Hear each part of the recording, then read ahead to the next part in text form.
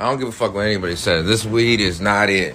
And that's why there's a big ass push for people to quit right now.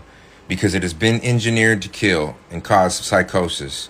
There's no need for it to have a 50% THC in there and no CBD. The plant needs balance. It's out of balance, which is why it smells like gas, because the plant is aggravating and it's calling for the fucking bugs to cull it out of the gene pool. The shit has been engineered. First, it started as the California Hemp Initiative, and then the Rockefellers came in and bought it out with brought in 215, Prop 215. So they can engineer it, and they can engineer it to do exactly what it's doing right now, cause psychosis.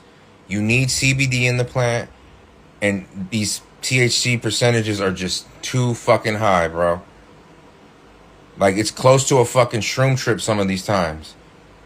It's getting that fucking strong. It's like they're engineering this shit to kill you.